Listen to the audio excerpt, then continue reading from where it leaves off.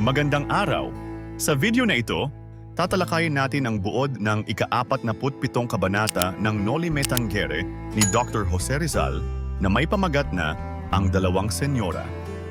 Pag-aaralan din natin ang mga mahahalagang pangyayari, tauhan, tagpuan, talasalitaan, at aral, mensahe o implikasyon na matatagpuan sa kabanatang ito.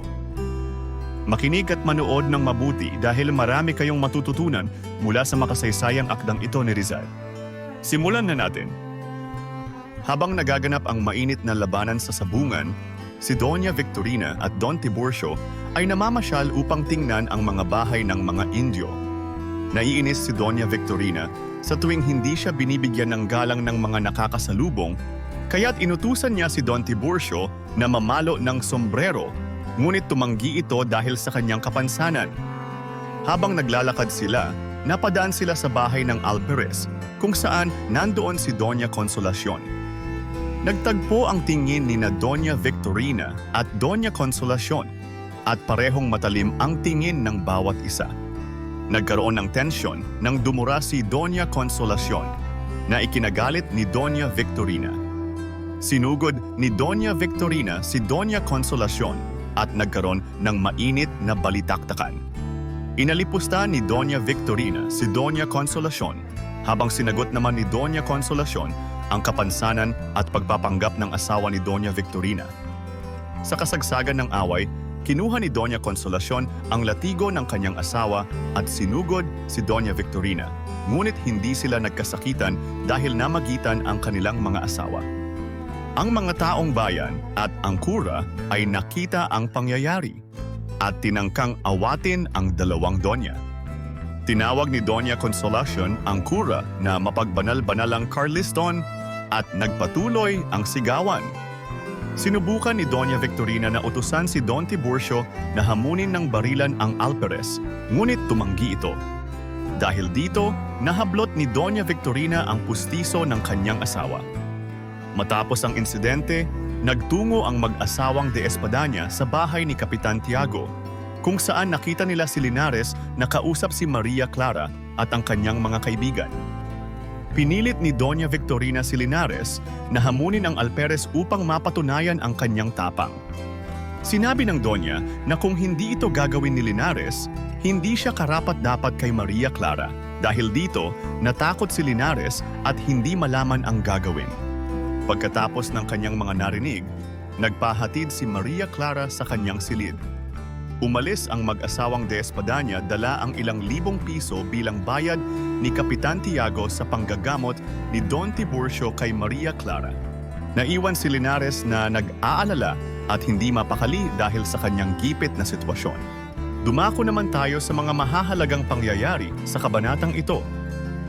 Naiinis si Doña Victorina dahil hindi siya binibigyan ng galang ng mga nakakasalubong at inutusan niya si Don Tiburcio na mamalo ng sombrero, ngunit tumanggi ito dahil sa kanyang kapansanan. Habang naglalakad, nagkita sina Doña Victorina at Doña Consolacion at nagkaroon ng mainit na balitaktakan dahil sa kanilang personal na alitan. Pareho silang matalim tumitig at nagkapalitan sila ng masasakit na salita. Inawat sila ng kani-kanilang asawa. Dumating din ang kura upang awatin ang dalawa, ngunit sinagot siya ni Doña Consolacion. Tinawag pa siyang mapagbanal-banalang Carliston. Pagdating sa bahay ni Kapitan Tiago, pinilit ni Doña Victorina si Linares na hamunin ang Alperes upang patunayan ang kanyang tapang.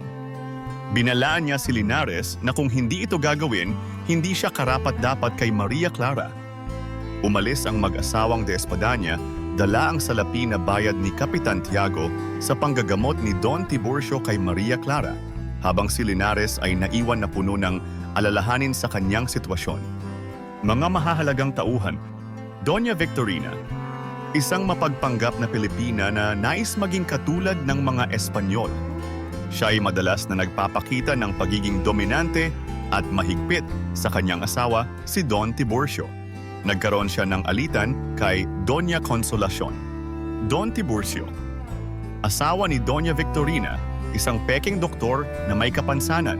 Siya ay sunod-sunuran sa kanyang asawa at takot na humamon ng barilan, kahit inutusan ng Donya.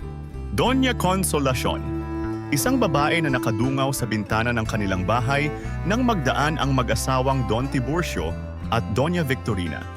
Lumabas ang tensyon sa pagitan nila ni Doña Victorina na nauwi sa alitan. Linares, pamangkin ni Don Tiburcio, isang binatang napipilitang gawin ang utos ni Doña Victorina upang patunayan ang kanyang tapang, ngunit nahihirapan sa kanyang sitwasyon. Kapitan Tiago, ama ni Maria Clara, isang mayamang tao na nagbayad ng salapi sa mag-asawang de Espadaña bilang bayad sa panggagamot ni Don Tiburcio. Maria Clara, anak ni Kapitan Tiago, na nag-aalala sa mga sinabi ni Doña Victorina tungkol kay Linares. Dumako naman tayo sa tagpuan ng kabanata. Ang tagpuan ng kwento ay sa bayan ng San Diego, particular sa bahay ng Alperes kung saan naganap ang alitan ni na Doña Victorina at Doña Consolacion, at sa bahay ni Kapitan Tiago kung saan nag-usap si Linares at Maria Clara.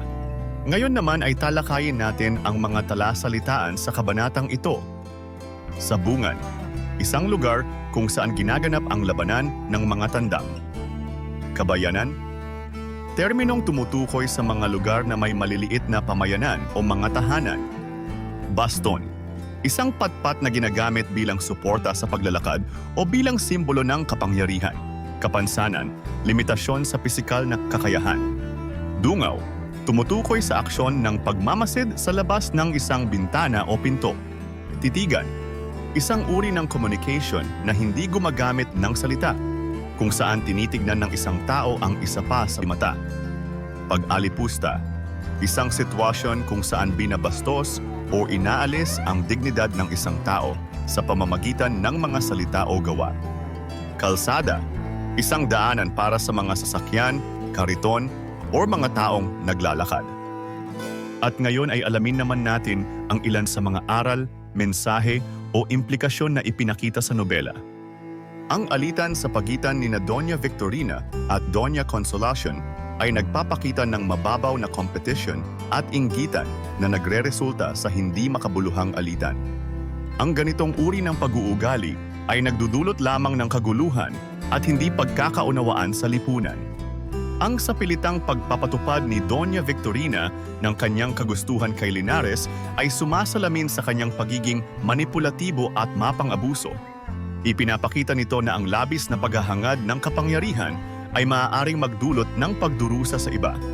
Ang pagkabahala ni Linares sa kanyang sitwasyon ay nagpapakita ng epekto ng labis na pagpilit at pagmanipula ng mga nakatataas. Ipinapakita nito na ang mga tao ay dapat magpasiya batay sa kanilang sariling paghatol at hindi dahil sa pananakot o pang-aabuso ng iba. Ang kaguluhan na dulot ng alitan ng dalawang donya ay isang paalala na ang mga personal na hidwaan, lalo na ang mga dulot ng inggit at pride, ay maaaring magdala ng kaguluhan hindi lamang sa mga nag-aaway, kundi pati na rin sa buong komunidad. At diyan nagtatapos ang ika-47 kabanata ng Noli Me Tangere, ang dalawang senyora. Ano ang natutunan mo sa kabanatang ito? I-comment mo na ang iyong sagot. Inaanyayahan ka din namin na i-like, subscribe, at i-click ang notification bell para lagi kang updated sa mga susunod naming videos. Hanggang sa muli, maraming salamat sa panonood.